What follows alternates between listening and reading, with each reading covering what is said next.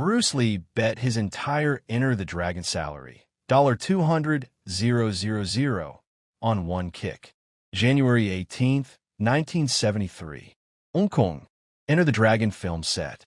Jeffrey Hansen, British stunt coordinator, former SAS operative, 20 years in film, watches Bruce choreograph a fight sequence. Spinning kicks, jumping kicks, elaborate techniques that look impressive on camera, but, in Hansen's professional opinion, would never work in real combat. It's fake, Hansen says loudly enough for the entire crew to hear. Cinema martial arts. Those flashy kicks wouldn't land in a real fight. Too slow. Too telegraphed. This is performance, not combat. Bruce turns to face him. Let's bet on that. My entire salary, $200,000, against yours. You name any kick you think is fake. I'll perform it at combat speed. You block it, you win. If I execute it perfectly with complete control, you admit you were wrong. Deal. What happened next was witnessed by over 100 crew members and changed how everyone understood the difference between fake and skill. 9 o'clock that morning. The Enter the Dragon soundstage in Hong Kong was organized chaos. Massive space, 15,000 square feet, filled with elaborate sets that had taken months to construct. Han's Island compound with its traditional Chinese architecture. The underground cavern where the final battle would take place. The Hall of Mirrors that would become one of cinema's most iconic fight sequences. Lighting rigs suspended from ceiling. Camera tracks laid across the floor. Cables everywhere. Technical equipment that represented the largest budget any Hong Kong martial arts film had ever received. This was a co-production. Golden Harvest, Raymond Chow's Hong Kong studio, partnering with Warner Brothers, Hollywood major studio, making its first serious investment in martial arts cinema. The budget was $850,000 US. Enormous by Hong Kong standards. Modest by Hollywood standards. But enough to make something that could bridge both worlds. Could appeal to both Eastern and Western audiences. Could launch Bruce Lee from regional star to global phenomenon. Bruce Lee was 32 years old. This was his fourth Hong Kong film, after The Big Boss, Fist of Fury, and Way of the Dragon, but his first with real Hollywood backing. His first with international distribution guaranteed. His first real shot at breaking into American cinema as a leading man rather than sidekick or villain. Everything he'd worked for since arriving in America 13 years ago was riding on this film. Every rejection. Every time a casting director told him American audiences wouldn't accept an Asian leading man.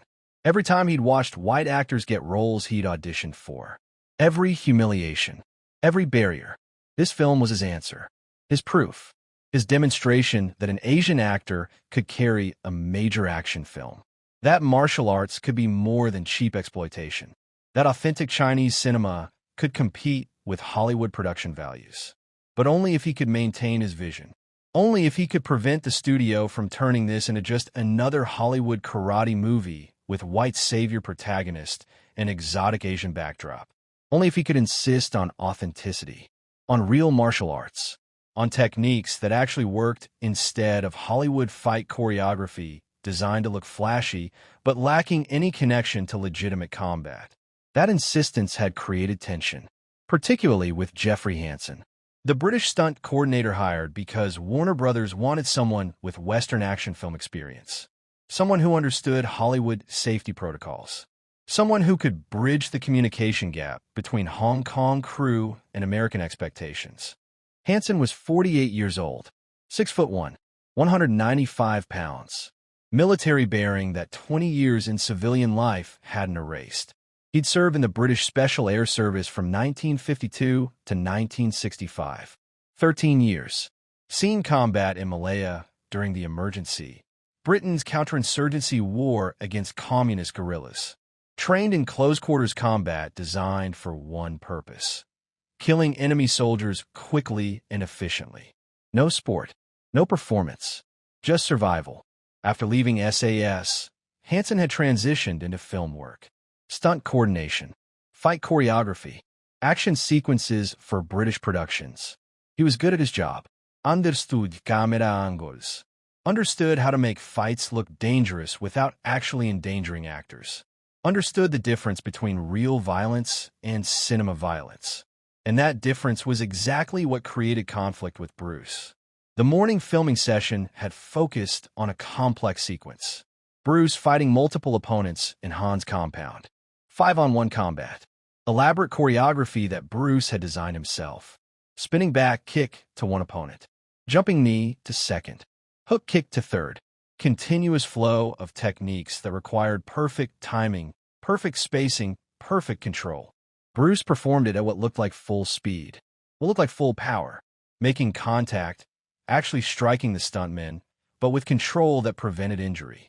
Pulling strikes at the last millisecond, landing kicks that touched without damaging, creating the illusion of devastating violence while maintaining complete safety.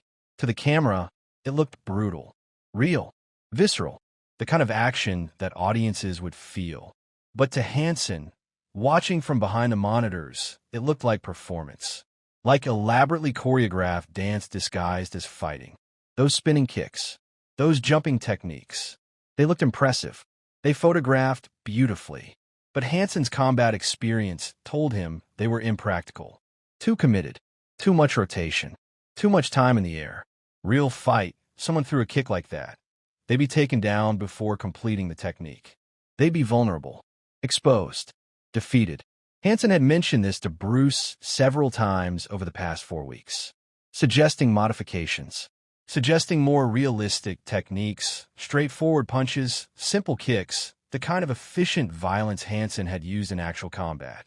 But Bruce had refused every suggestion, insisted his choreography was staying exactly as designed, insisted the techniques were real, were practical, were not just cinema tricks, but legitimate martial arts that would work in actual fighting. The disagreement had remained mostly professional, mostly private, until today.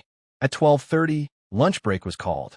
The crew dispersed, some heading to catering, some finding shade outside the soundstage to escape the heat, some staying inside reviewing footage, checking equipment, preparing for the afternoon session. Bruce stayed at the monitors, reviewing the morning's work, watching his performance, analyzing every movement, every technique, looking for flaws, looking for improvements. Bruce was never satisfied, never thought anything was good enough, always pushing for perfection that might not be achievable but had to be pursued anyway. Hansen approached, stood behind Bruce, watched the footage over his shoulder. The monitor showed Bruce executing a spinning hook kick. Beautiful technique. Perfect form. His body rotating, leg chambering, foot extending an arc toward opponent's head, landing with precision. The opponent, a Hong Kong stuntman, reacting perfectly, selling the impact, making it look devastating. Impressive camera work, Hansen said. His tone was casual, conversational, very dynamic. Good angles. Makes it look very impactful. Bruce didn't turn around, kept his eyes on the monitor. It's not camera work. It's technique. Real technique at real speed. No undercranking. No speed ramping. Just me performing the movement as trained. It's cinema technique, Hansen said. His voice was getting louder. Not consciously, just naturally. The way people's voices rise when they're making a point they feel strongly about. For film. For performance. Real fight, that kick would never land. You're rotating, what, 270 degrees? Takes too long. Telegraphs too obviously. Real opponent would read it, would move, would counter, would take you down mid-rotation. It's designed to look good on camera. That's fine. That's the job. But let's not pretend it's practical combat application. Bruce stood up from his chair, turned to face Hansen. His face was controlled, calm, but his eyes showed something else. Anger, frustration, the accumulated tension of 4 weeks of having his expertise questioned. For weeks of defending his choreography. For weeks of explaining that authentic martial arts looked different from what Hollywood expected. For weeks of being told, politely but persistently, that his lifetime of training was less valid than Hansen's 13 years of military service. It's not pretend, Bruce said. His voice was quiet but carrying. Other crew members nearby were starting to notice, starting to pay attention. Every technique in this film works, really works. Not camera tricks. Not fakery. Not performance. Real martial arts. Techniques I've trained for 20 years. Techniques I've used in actual fights. Techniques that work when you know how to use them properly. Hansen's voice rose another level. Now he definitely wasn't trying to be quiet. Now he was making a point. Publicly. With respect, Bruce, and I do respect your athleticism, your dedication, but I've been in actual combat. Real combat. Malaya. Jungle fighting. Close quarters. People trying to kill me. People I had to kill to survive. What I learned in SAS, that's what works when your life depends on it. Direct technique. Simple technique. Efficient technique. Your spinning kicks, your jumping kicks, that's martial arts cinema. It's impressive. It's athletic. It's beautiful to watch. But it's fake. It's performance. It wouldn't work in real fighting. The word fake landed like a slap. The soundstage around them went quiet. Conversation stopped. People turned to look. Within seconds, 20 crew members were watching. Within a minute, 50. This was no longer private disagreement between stunt coordinator and star. This was public confrontation. This was challenge to Bruce's legitimacy, to his expertise, to his entire philosophy of what this film was supposed to be. Bruce's reputation was built on authenticity, on being real martial artist, not just martial arts actor, on techniques that worked, not just techniques that photographed well. If he let fake stand, if he walked away from this challenge, he validated everything Hollywood believed about martial arts cinema, that it was just exotic choreography, just Asian action gimmicks, just performance disguised as fighting. Everything Bruce was trying to change. Everything Enter the Dragon was supposed to prove wrong. Bruce processed his options in seconds. Option 1. Walk away. Let go. Handle it privately later. Diplomatic. Professional. But letting fake stand publicly was unacceptable. Option 2. Argue. Explain. Lecture Hansen about martial arts philosophy. But words wouldn't convince him. Hansen believed his combat experience trumped Bruce's training. Believed practical military application was superior to traditional martial arts. No amount of explanation would change that. Option 3. Demonstrate. Show Hansen. Prove with action rather than words. This was risky. Demonstrating technique on unwilling participant was dangerous. Miscalculation could cause injury, could shut down production, could destroy the film, but it was also definitive. Either Bruce could do what he claimed, or he couldn't. Either his techniques were real, or they were fake. Demonstration would settle it. Bruce made his decision. You think it's fake? Bruce said. His voice was loud now. Deliberate. Making sure everyone could hear. Making this official. Let's test that. Right now. I'll make you a bet. Hansen's eyebrows rose. What kind of bet? My entire salary for this film. $200,000 US dollars. Against your entire salary. Whatever that is. The soundstage gasped. Collective intake of breath from 50 crew members. $200,000 was unfathomable sum. More than most Hong Kong residents earned in a lifetime. More than most of the crew would make in 10 years of work. Bruce was betting it. On one demonstration. On one technique. On his ability to prove his point. Hansen stared. You want to bet $200,000 on what exactly?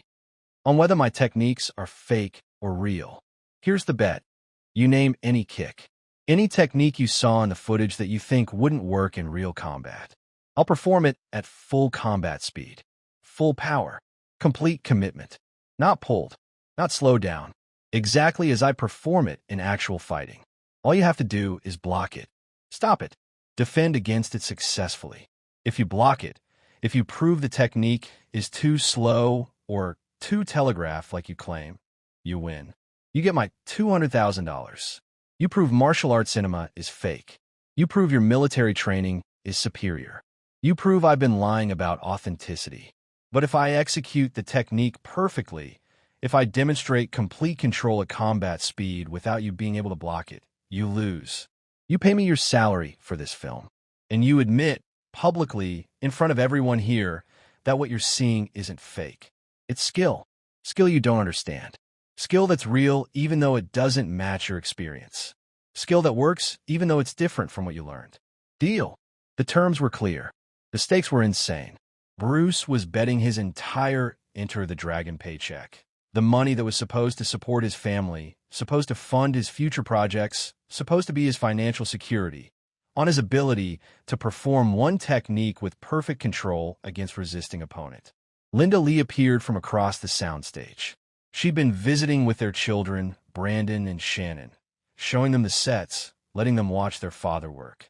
She heard the commotion, heard Bruce's voice, pushed through the growing crowd of spectators, reached the center just in time to hear the terms of the bet.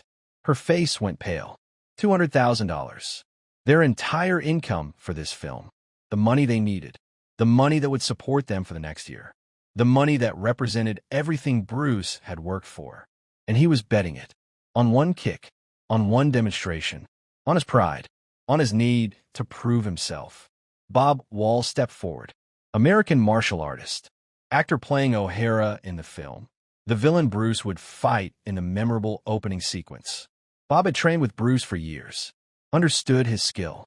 Respected his control. But also understood the risks.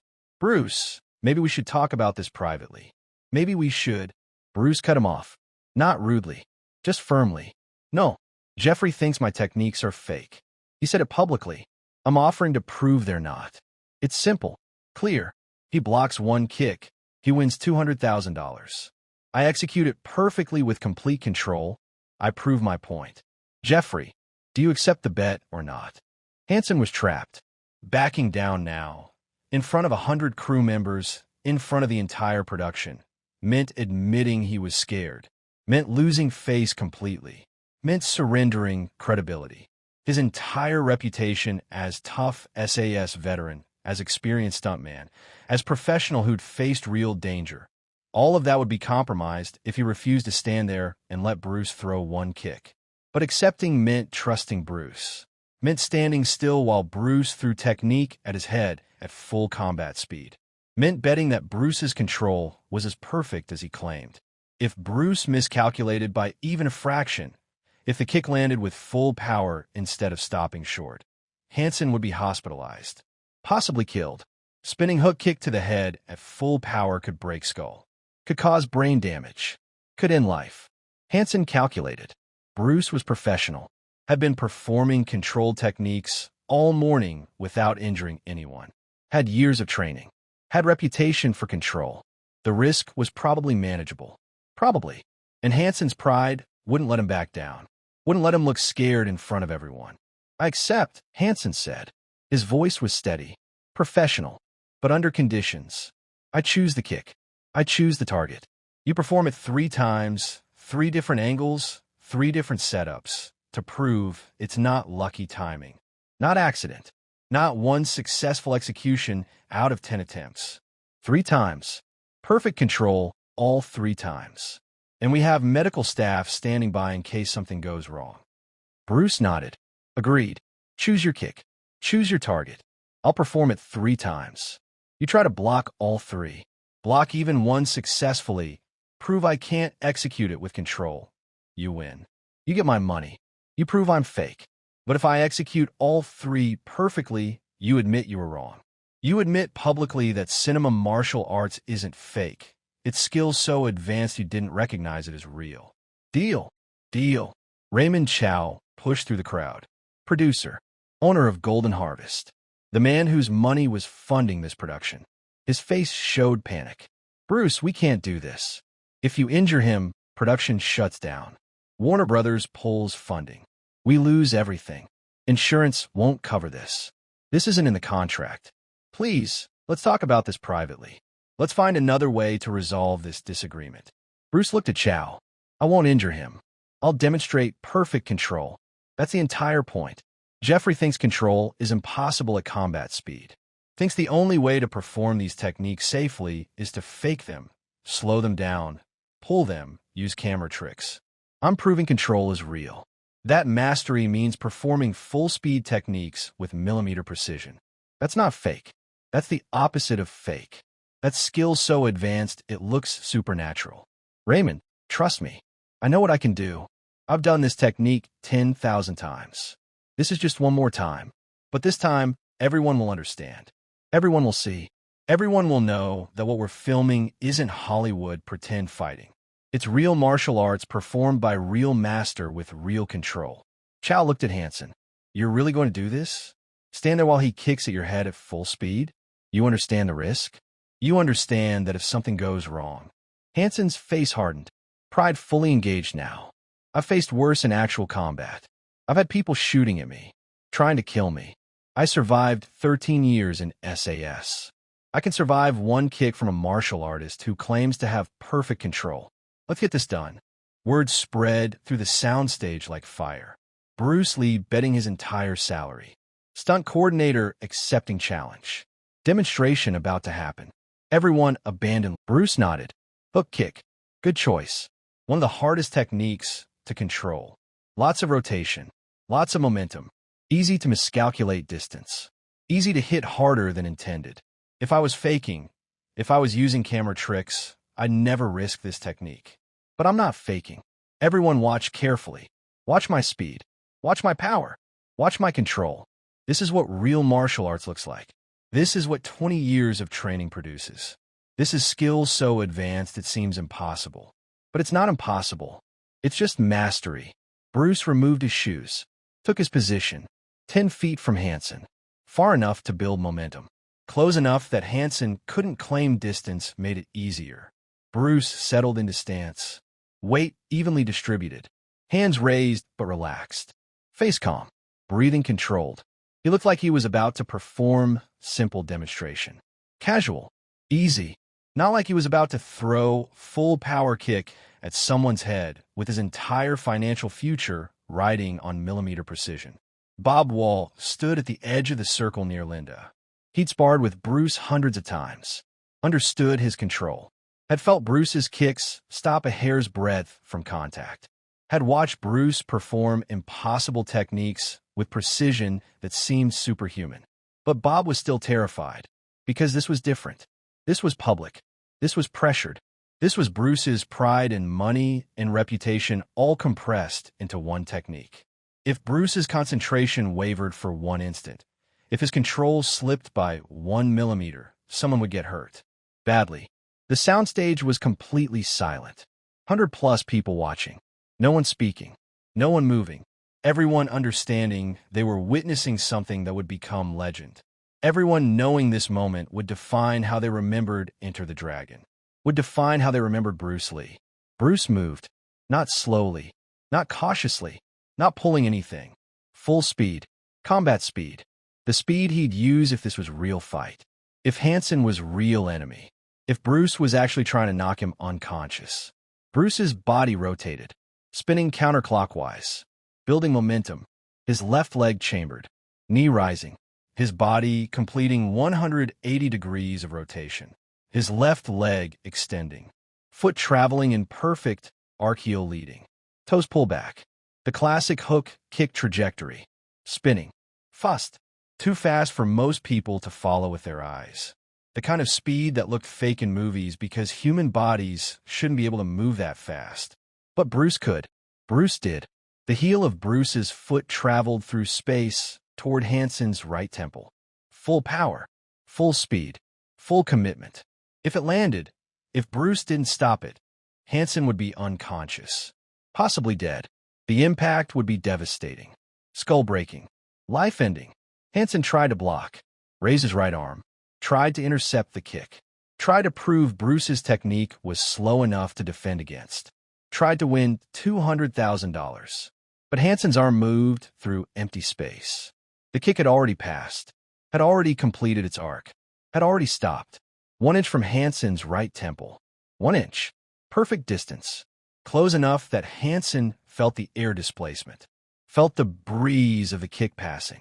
Close enough that 1 more inch, one slight miscalculation, would have meant impact, would have meant injury, would have meant disaster. But Bruce stopped it, exactly where he intended, held his foot there, frozen in space. 1 inch from Hansen's temple, demonstrating control so perfect it looked like time had stopped, like physics had paused, like Bruce's foot was suspended by invisible force rather than by muscle control and balance and mastery that took decades to develop. The soundstage remained silent, everyone staring. Everyone processing what they'd just seen. Speed that looked impossible. Power that was obvious. Control that was supernatural. All three combined. All three simultaneous. All three executed by a man who was 5'7" and 135 pounds, but could apparently defy every assumption about what human bodies could do. Bruce lowered his legs slowly, deliberately, proving the control extended to the entire technique. Not just the stop, the entire movement. Perfect balance, perfect precision, perfect mastery. One, Bruce said. His voice was calm. Breathing wasn't even elevated. That was full speed. Combat speed. The speed I'd use in real fight. You try to block. Your arm was too slow. The kick was already there. Already stopped. Already controlled. If I wanted to hit you, if I wanted to cause damage, you'd be unconscious right now. But I didn't want to cause damage. I wanted to demonstrate control. First demonstration complete. 2 more to go. Choose your angle. Choose your setup. We'll do it again. Hansen's face had gone pale. His right arm was still raised in the blocking position it had assumed too late. His eyes showed shock, disbelief.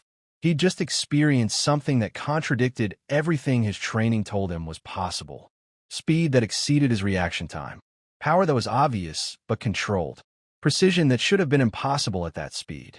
His entire framework for understanding combat had just been challenged. Shattered. Rebuilt. Second demonstration, Hansen said. His voice was quieter now. Less certain. Same kick, but this time from the left side. Opposite angle. Same target, my temple, but left side instead of right.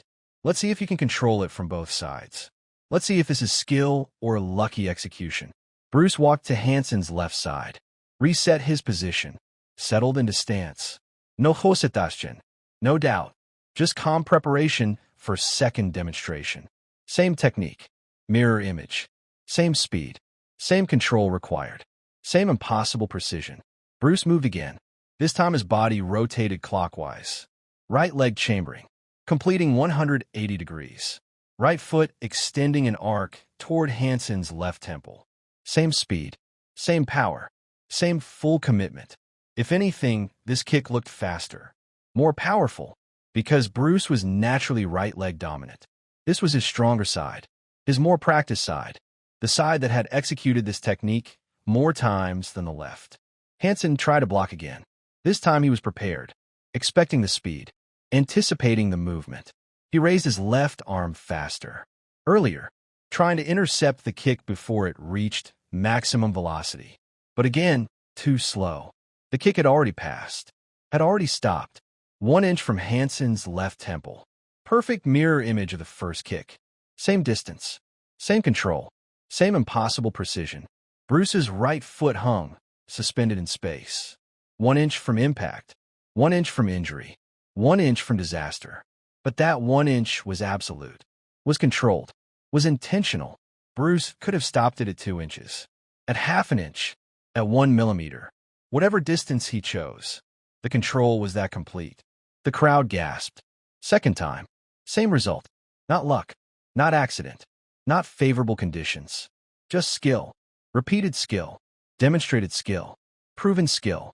Bruce lowered his leg. 2. Same speed. Same power. Same control. You tried to block earlier this time. Tried to anticipate. Still too slow.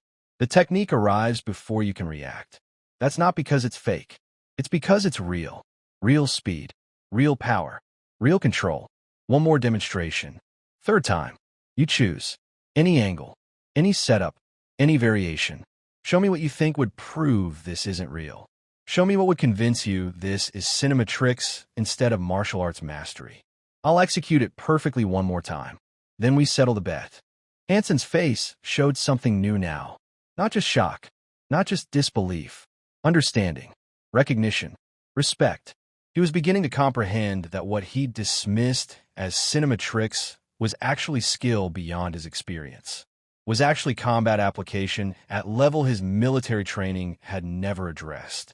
His SAS training had taught him to fight effectively, had taught him to survive, had taught him brutal efficiency, but hadn't taught him this. Hadn't taught him that human body could move this fast with this much control. hadn't taught him that 20 years of dedicated martial arts training could produce capabilities that seemed superhuman. Third demonstration, Hansen said, but Bruce stopped it. Again, 1 inch from contact, even while adapting to Hansen's attack, even while adjusting mid-technique, even under pressure that should have made precision impossible. 1 inch. Perfect distance. Perfect control. Perfect demonstration that mastery meant controlling technique under any conditions. Hansen's tackle reached Bruce's position, but Bruce wasn't there anymore. His rotation had carried him past Hansen's line of attack. His foot was suspended 1 inch from Hansen's temple. Hansen's momentum carried him forward into empty space. He stumbled, caught himself, turned around. Bruce's foot was still there, still frozen 1 inch from where Hansen's head had been, still demonstrating control, still proving the point.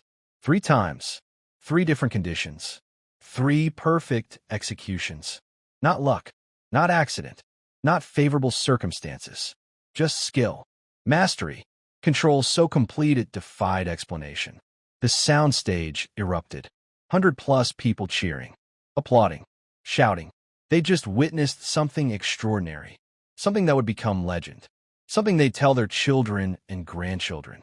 The day Bruce Lee bet $200,000 on 1 kick and proved that cinema martial arts wasn't fake. It was skill so advanced that people who didn't understand it assumed it must be tricks. Bruce lowered his leg for the final time, walked to Hansen, extended his hand. 3 demonstrations, 3 different conditions, 3 perfect executions with complete control. The bet is settled. Not because I won money, I don't care about the money, but because I proved my point. What you're seeing in this film isn't fake. It's real. It's martial arts performed by people who've trained their entire lives. It's technique that works precisely because of the control we've developed. That control isn't weakness, isn't limitation, isn't compromise. It's the highest expression of martial arts. The ability to devastate, but choosing not to. The ability to destroy, but choosing to demonstrate instead. That's what mastery means. That's what I'm showing the world with this film. Thank you for giving me the opportunity to prove it. Hansen took Bruce's hand, shook it. His face showed multiple emotions. Embarrassment at being wrong. Respect for being shown something beyond his understanding. Gratitude for being taught rather than hurt. I was wrong. Completely wrong. What you just demonstrated, I've never seen anything like it. I've been in combat. I've survived situations where people died. But what you just did, that level of control, that level of precision, that level of skill, I didn't know human beings could do that. I didn't know it was possible. I thought it was camera tricks because I couldn't conceive that someone could actually perform those techniques at that speed with that much control. I apologize for calling it fake, for dismissing your art, for not understanding that my lack of knowledge wasn't proof of your lack of skill. It was proof of my limited understanding. Thank you for teaching me, for showing me instead of arguing with me, for demonstrating what real martial arts looks like. Raymond Chow approached. His face showed relief mixed with residual terror. Bruce, that was, I don't even have words. Extraordinary. Terrifying. I thought I was going to watch you kill someone or lose $200,000 or both. My heart can't take this kind of stress. Please tell me we're not doing this again. Please tell me the rest of filming will be normal filmmaking without death-defying demonstrations. Bruce smiled. Actually smiled. The tension releasing. No more demonstrations. The point is made. Jeffrey understands now. Everyone understands now. We can go back to filming. But Raymond, this is what I've been trying to tell you. What we're filming isn't Hollywood fight choreography with Asian flavor. It's real martial arts performed by real masters with real control. That's what makes Enter the Dragon different. That's what will make audiences believe what they're seeing. Not because we're faking it better than other films. Because we're not faking it all. We're just controlling it perfectly. Linda pushed through the crowd, reached Bruce, didn't say anything, just hugged him. Her body was shaking. Relief, terror, anger, love, all of it compressed into that embrace. She just watched her husband risk everything. Their financial security, his life, Hansen's life, the entire film. On his pride, on his need to prove himself. And he'd succeeded. had demonstrated exactly what he claimed he could do, had won the bet without Hansen even attempting to pay, because the bet had never been about money, had been about respect, about validation, about proving that his art was real. "Don't ever do that again," Linda whispered. "Don't ever bet our future on one kick. Don't ever risk everything to prove a point. Promise me." Bruce held her. "I promise." "But Linda, I had to. I had to show them. I had to prove that what I'm teaching, what I'm filming, what I'm giving my life to, it's real. It's not performance. It's not cinema tricks. It's mastery. And now everyone knows. Now no one will question it again. That was worth the risk." Bob Wall approached, clapped Bruce on the shoulder. "That was the most insane thing I've ever watched. And I've watched you do a lot of insane things. 3 times. Perfect control all 3 times. Even when Hansen attacked, you adjusted mid-kick and still maintained that control. How? How is that even possible?" Bruce turned to face the crowd that was still gathered, still watching, still processing. He raised his voice so everyone could hear, making this teaching moment, making this more than just winning a bet. "How is it possible? 20 years of training, 20 years of practicing the same techniques thousands of times until they're not conscious movement anymore, until they're instinct, until your body knows exactly where your foot is in space without thinking about it, until you can feel distance to target like it's extension of your nervous system. That's not magic. That's not supernatural. That's just dedicated practice over time. That's what martial arts mastery means. Not being able to break boards or perform flashy techniques. Being able to control your body with such precision that you can throw full power technique and stop it wherever you choose. 1 inch, 1 millimeter, whatever the situation requires. That's real skill. That's what I want everyone to understand about this film. What you're seeing isn't fake. It's practitioners who've trained to level where perfect control is normal, where precision is expected, where we can perform devastating techniques safely because we've spent our lives developing that capability. This is what Enter the Dragon is showing the world. This is why it matters. Not just another kung fu movie. The first kung fu movie where everything is real. Sammo Hung stepped forward, spoke in Cantonese first, then translated to English for the Western crew members. What Bruce just demonstrated. This is the difference between Hong Kong action cinema and Hollywood action cinema. In Hollywood, you fake everything. Pull punches. Use camera angles. Make it look dangerous without it being dangerous. In Hong Kong, we train performers until they can actually do the techniques, can actually perform them at speed without injury. Because we have control. Bruce just showed everyone, Eastern and Western, what real Hong Kong action cinema looks like when performed by true master. This isn't just Bruce's achievement. This is validation of our entire tradition, our entire approach, our entire philosophy of filmmaking. Thank you, Bruce, for proving what we've known all along. That real is better than fake. That skill is better than tricks. That audiences can feel the difference even if they don't consciously know why. The crowd began to disperse. Lunch break was over. Afternoon, filming needed to begin. But the energy had changed. The crew looked at Bruce differently now. Not just as star, not just as martial artist, as master, as someone who just demonstrated capability beyond their understanding. The Western crew members, who'd been skeptical of Bruce's insistence on realism, who'd thought martial arts cinema was inherently fake, now understood, now believed. Now were eager to film the choreography exactly as Bruce designed it, because they'd seen proof that it worked. That was real, that audiences would feel that reality even through the screen. Hansen pulled Bruce aside, spoke quietly, privately. "I want to apologize more thoroughly, not just for calling your techniques fake, for dismissing an entire tradition, for assuming Western military training was superior to Eastern martial arts, for not understanding that different approaches to combat can both be valid, can both be effective, can both be real. My SAS training taught me brutal efficiency, taught me to survive, but it didn't teach me this level of control, this level of precision, this level of mastery. What you demonstrated, that's beyond combat. That's art. That's the difference between someone who can fight and someone who's mastered fighting. I've been in film for 20 years. I've worked with stuntmen from every tradition. Western, Eastern, everything in between. I've never seen anyone with your level of skill, your level of control. I'm honored to work on this film, honored to learn from you. And I promise, for the rest of this production, I'll support your vision. I'll defend your choreography. I'll make sure everyone understands that what we're filming is authentic, is real, is revolutionary. You've earned that. Earn my respect. Earn my advocacy. Bruce clasped Hanson's shoulder. Thank you, Jeffrey. That means more than the bet, more than winning, more than proving my point. Having you understand, having you become ally instead of skeptic, that's what I needed. Because this film can't succeed if the crew doesn't believe in it. Can't succeed if people think we're just faking everything with camera tricks. Now they know. Now they've seen. Now they believe. That changes everything. Filming resumed at 2 p.m. The afternoon session had different energy, different focus. The crew worked with new intensity, new belief. They'd seen proof that what they were filming mattered, that it was real, that they were part of something revolutionary. The camera operators framed shots to showcase Bruce's techniques rather than hide them.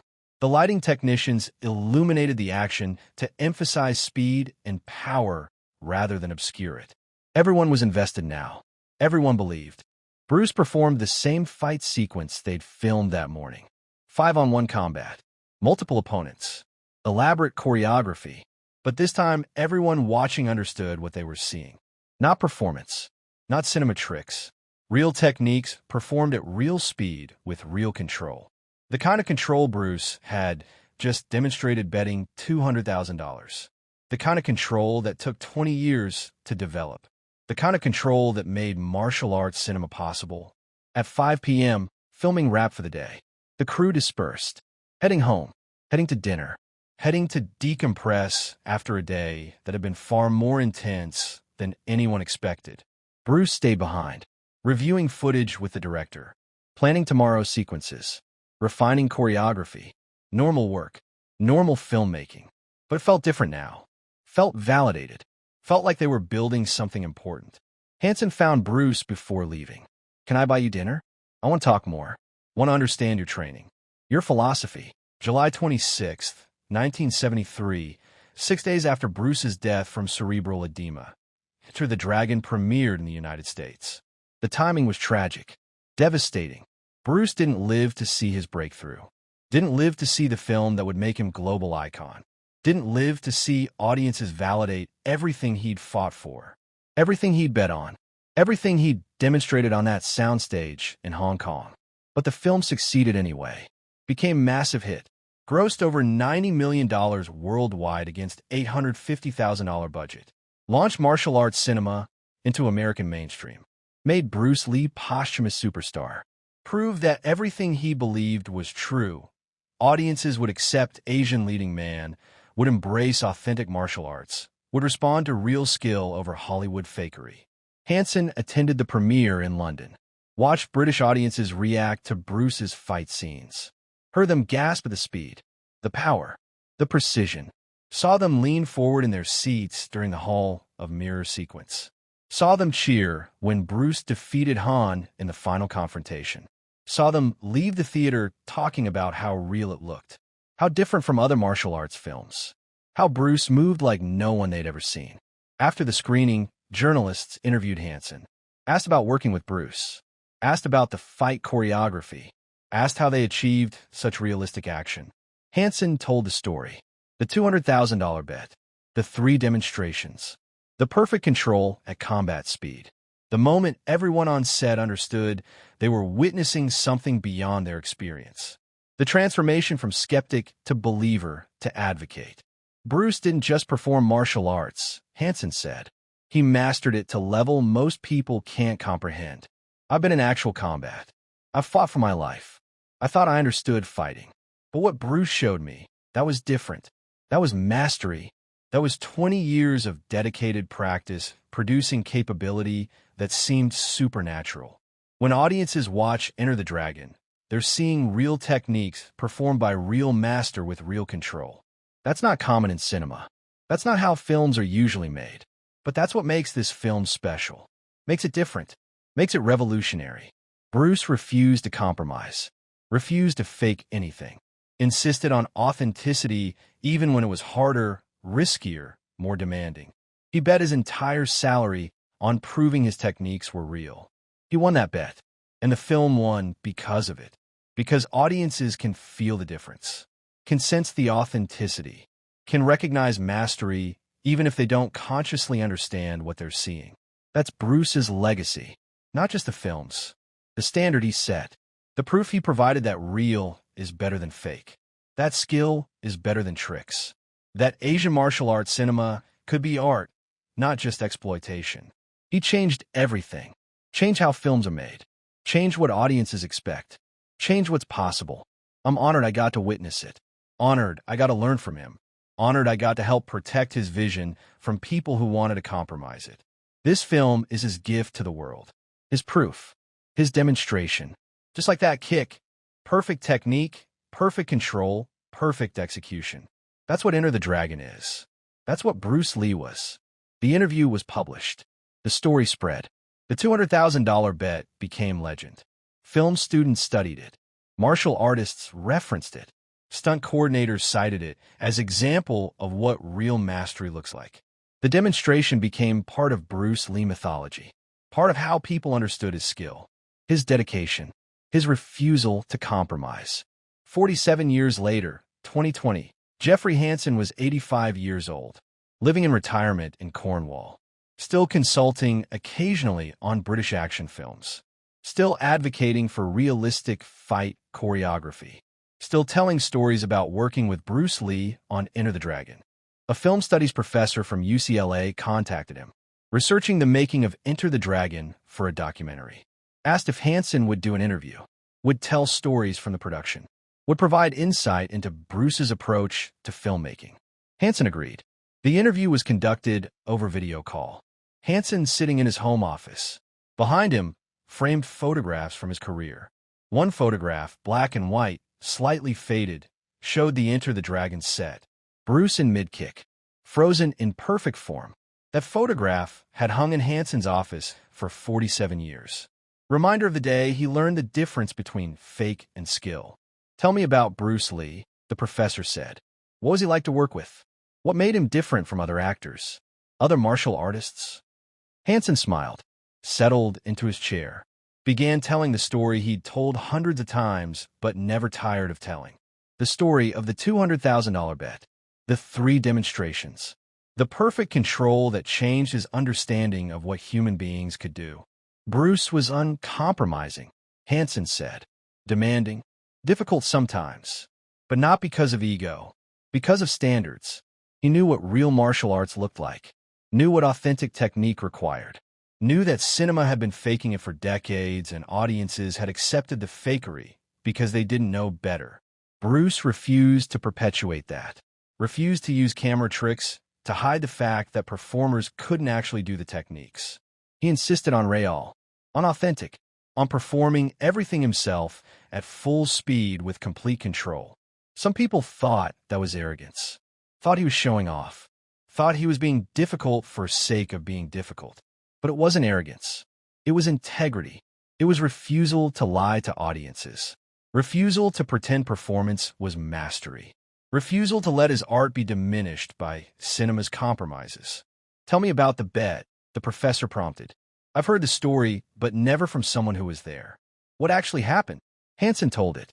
Every detail. The morning filming session.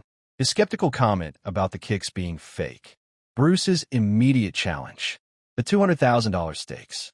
The 3 demonstrations. The perfect control at combat speed. The moment Hansen understood he'd been completely wrong about everything. The transformation from skeptic to believer to lifelong advocate.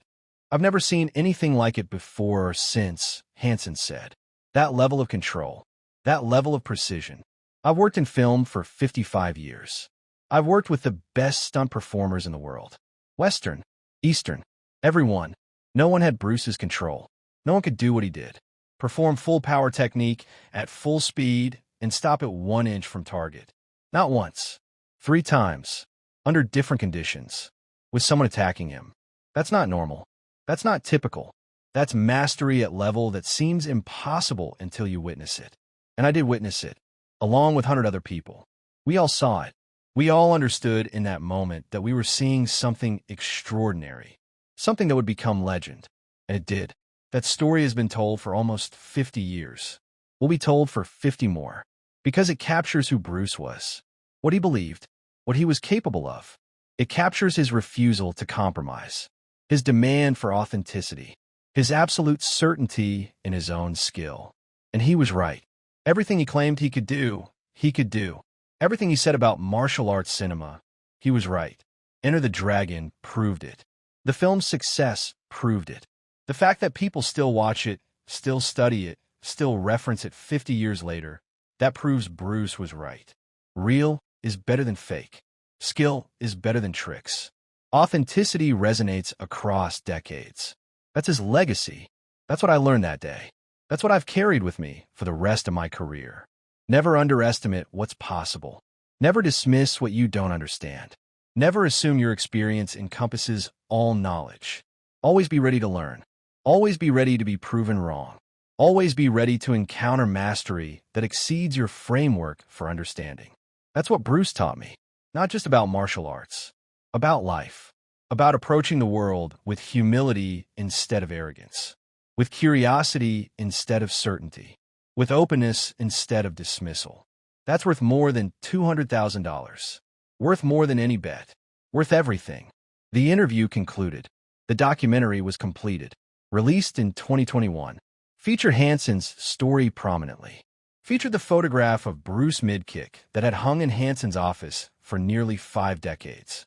Featured interviews with other Enter the Dragon crew members who'd witnessed the demonstration.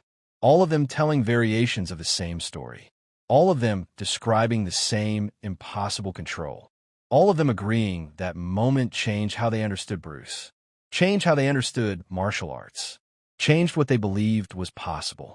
The $200,000 bet that Bruce never collected. The demonstration that proved cinema martial arts wasn't fake. It was skill so advanced that people who didn't understand it assumed it must be trickery. The 3 kicks that changed Jeffrey Hansen from skeptic to believer. The afternoon on a Hong Kong soundstage that became legend. That's the story.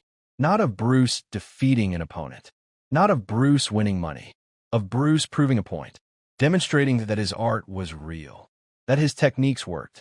That 20 years of training produced capabilities that seemed impossible. That control, perfect, absolute, millimeter-precise control, was the highest expression of martial arts mastery. That fake and skill were opposite things. That what looked impossible was just trained excellence most people had never encountered. 1 bet, 3 kicks, 100 witnesses, 47 years of retelling. The legend that proved martial arts cinema could be authentic, could be real, could showcase genuine mastery instead of Hollywood approximation. The day Bruce Lee bet everything on 1 kick, and won without anyone paying. Because the bet was never about money. It was about respect, about validation, about proving that his life's work was real, and proving it so definitively that no one ever questioned it again.